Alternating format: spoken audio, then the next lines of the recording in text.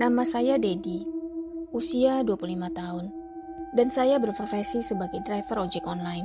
Sehari-hari, pekerjaan saya menjemput pelanggan dan mengantarkan mereka ke tujuan. Seperti kebanyakan driver lainnya, saya sudah terbiasa menghadapi berbagai macam pelanggan. Namun, ada satu pengalaman seram yang pernah saya alami bersama seorang pelanggan. Namanya Maria, seorang perempuan cantik yang awalnya terlihat biasa saja. Dari penampilannya, usianya mungkin kurang dari 30 tahun. Meskipun saya tidak tahu pasti berapa umurnya. Yang jelas, Mbak Maria ini masih muda dan wajahnya cukup menarik. Kira-kira 1 minggu yang lalu, pada hari Kamis, sekitar jam 8 malam, saya menerima orderan atas nama Maria di Jalan MT Haryono dengan titik penjemputan di halte stasiun Cawang Atas. Tempat ini biasanya selalu ramai dan sering digunakan sebagai lokasi umum untuk menjemput penumpang. Namun, dalam orderan tersebut, terdapat catatan yang mengarahkan saya untuk menjemput di seberang halte, tepatnya di depan Menara Saidah. Menara Saidah adalah sebuah gedung terbengkalai yang dulunya berfungsi sebagai pusat perkantoran, terletak di Jalan MT Haryono, Jakarta Selatan. Mbak Maria meminta saya untuk menjemputnya di depan gedung tersebut, yang pada saat itu suasananya cukup sepi. Tanpa berpikir panjang, saya langsung bergegas ke lokasi untuk menjemput Mbak Maria. Mendekati lokasi, saya melihat dari kejauhan Mbak Maria sedang berdiri menunggu di bawah pohon. Saat pertama kali bertemu, penampilannya tampak biasa saja. Rambutnya panjang, terurai melewati bahu, dan ia mengenakan setelan baju berwarna merah marun. Dari pakaiannya, ia terlihat seperti orang kantoran. Tidak ada sesuatu yang terlihat mencurigakan atau aneh saat itu. Setelah Mbak Maria naik ke motor saya, kami langsung berangkat dari depan Menara Saidah menuju rumahnya yang terletak di sebuah perumahan di kawasan Matraman. Jarak tempuhnya sekitar 6,8 km. Selama perjalanan, kami sempat mengobrol, dan saya sesekali mencoba ngelawak, walaupun tanggapan Mbak Maria cukup singkat dan kadang ketawa-ketawa kecil aja. Kemudian saya bertanya, "Mbak, habis pulang kerja ya?" Mbak Maria menjawab singkat, "Iya." Saya melanjutkan, "Kerjanya antar kota ya?" Dia kembali mengiyakan dengan singkat. Lalu saya menambahkan, "Iya, soalnya saya jemputnya di stasiun. Jadi saya kira Mbak kerja di luar kota." Namun, Mbak Maria hanya diam, dan saya pun tidak melanjutkan pembicaraan. Dari nada bicaranya, terlihat bahwa Mbak Maria tidak terlalu tertarik untuk mengobrol lebih jauh. Di tengah perjalanan, kami berdua tidak berbicara sama sekali. Tiba-tiba, entah kenapa, pikiran saya hanya ingin cepat-cepat menyelesaikan perjalanan dan mengantarkan Mbak Maria ke tujuannya. Namun, saat saya sedang fokus menyetir, saya mendengar suara tangisan perempuan yang terdengar begitu sedih. Suaranya sangat jelas, berasal dari belakang saya. Sontak, saya langsung bertanya kepada Mbak Maria sambil melihat ke spion yang memang saya atur agar bisa sedikit melihat ke penumpang. Mbak nangis?" tanyaku. Mbak Maria yang berada di belakang saya tiba-tiba menunjukkan wajahnya di kaca spion sebelah kanan.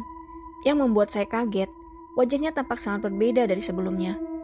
Putih pucat dan tersenyum lebar.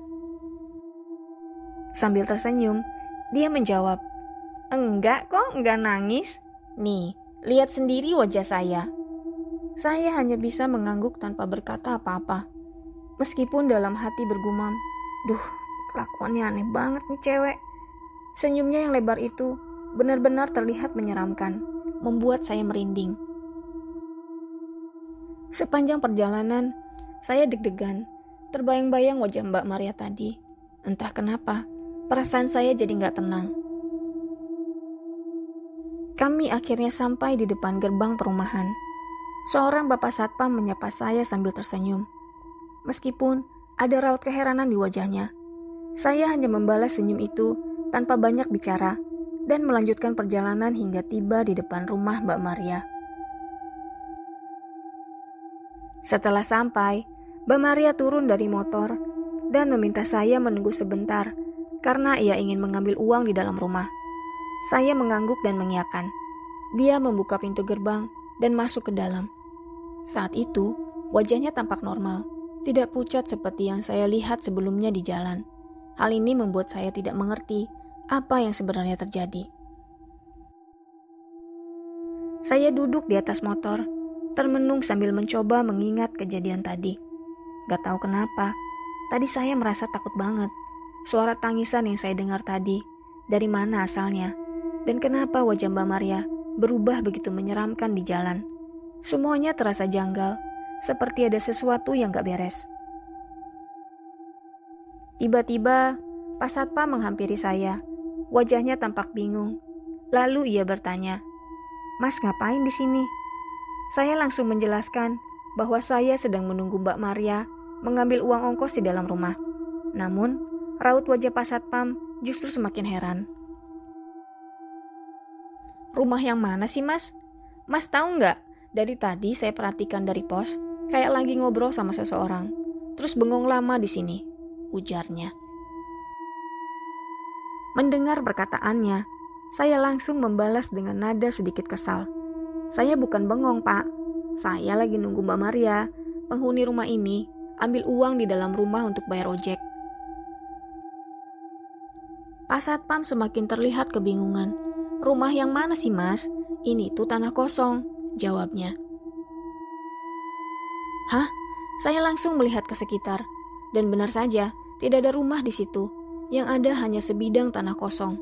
Seketika, jantung saya berdegup kencang. Rasa bingung dan merinding menyelimuti diri saya. Dengan panik, saya menjelaskan kepada Pak Satpam, "Pak, tadi di sini tuh ada rumah. Saya lihat sendiri penumpang saya turun, buka gerbang, dia kemudian masuk ke rumah."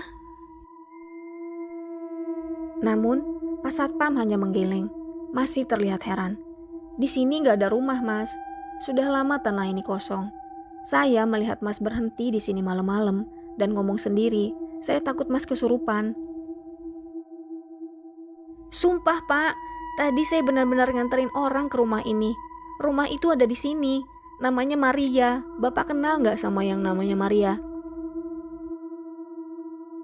Pak Satpam tampak berpikir sejenak sebelum menjawab, "Maria?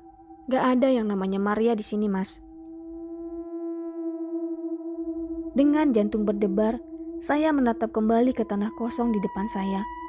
Pikiran saya penuh dengan pertanyaan tanpa jawaban. Kalau memang tidak ada rumah di sini, lalu siapa yang saya antar tadi? Dan suara tangisan itu, apa benar-benar berasal dari Mbak Maria atau sesuatu yang lain?